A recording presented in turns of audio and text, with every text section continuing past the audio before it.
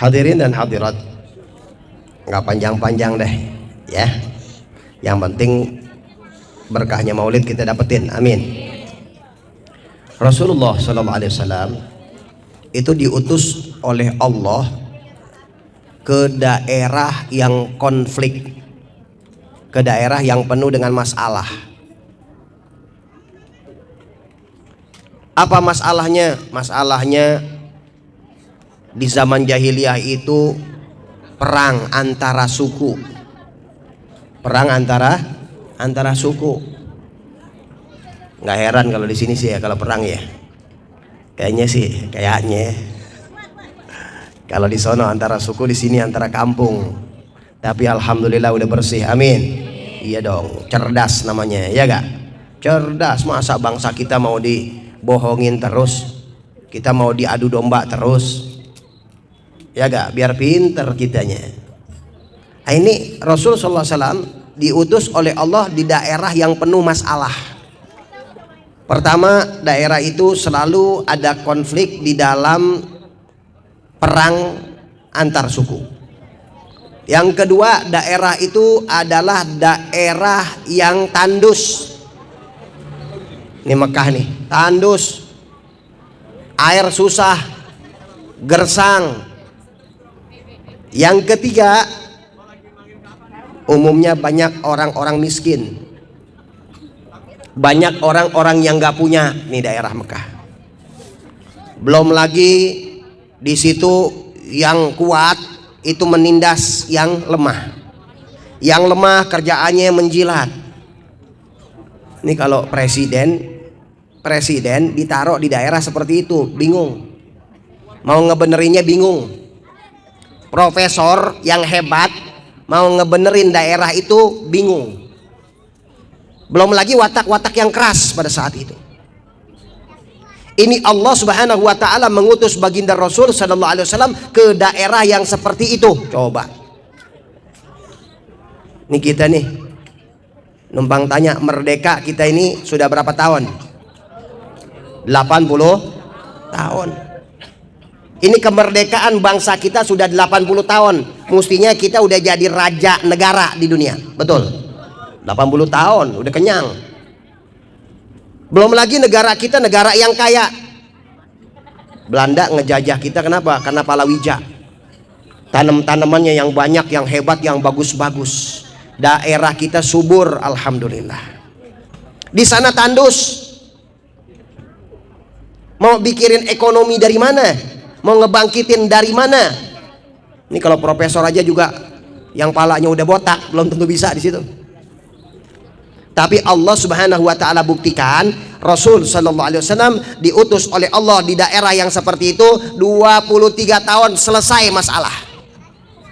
Masalahnya selesai, nggak pakai nunggu 80 tahun, 23 tahun. Itu para sahabat menjadi orang-orang yang hebat. Menjadi tokoh-tokoh yang hebat di zaman Sayyidina Abu Bakar 2 tahun. Setelah itu zaman Sayyidina Umar khalifahnya. Itu negara yang terkuat, negara yang hebat pada saat itu, yaitu negara Romawi dan Persia jatuh di tangan umat Islam. Hebat gak? Hebat gak tuh? Hebat. Makanya Allah Subhanahu wa taala menjelaskan laqad kana lakum fi rasulillahi uswatun hasanah. Itu Rasul sallallahu alaihi wasallam contoh suri tauladan.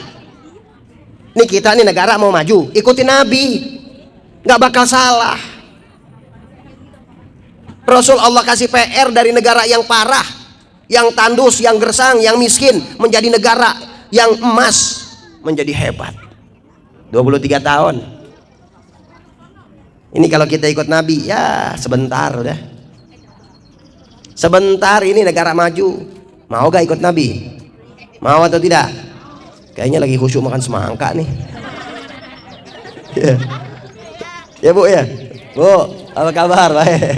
Kayaknya lagi khusyuk makan, gak boleh diganggu kali ini ya. Udah dah, kalau emak-emak udah cakep aja dah udah. Ya. Yang penting udah hadir, udah berkah insyaallah, amin. Tapi kita pengen ada perubahan, betul gak?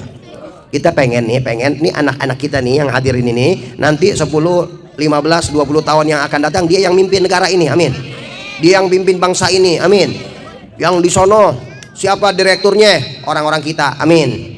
Ya, pimpinannya orang-orang kita. Yang punya perusahaan orang-orang kita ini, anak-anak dari kandang kuda. Amin. Waduh. Pertanyaannya gimana caranya? Betul gak? Gimana caranya untuk mendidik anak-anak kita biar jadi kayak begitu? Mau gak? Mau. Cuma kadang kita mau anak kita jadi sukses tapi prosesnya nggak kuat. Kan orang kalau udah mau jadi anak yang sukses kan prosesnya pahit.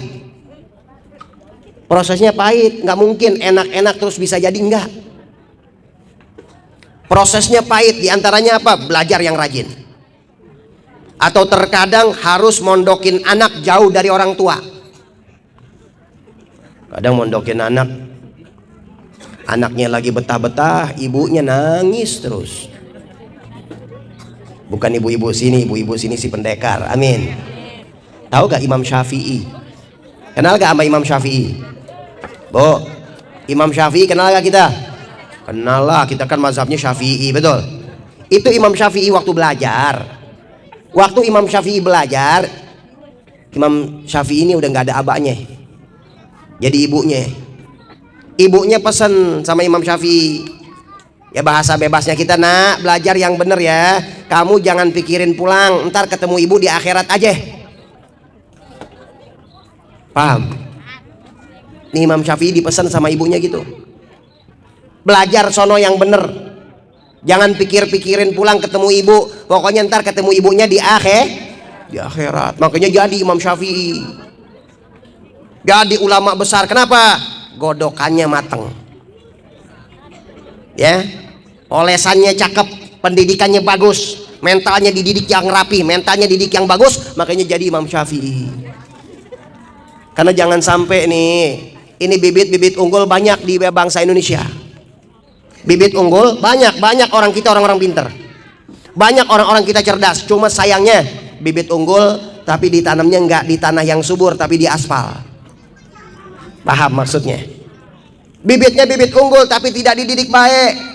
Tapi nggak punya pendidikan yang bagus, nggak punya lingkungan yang baik.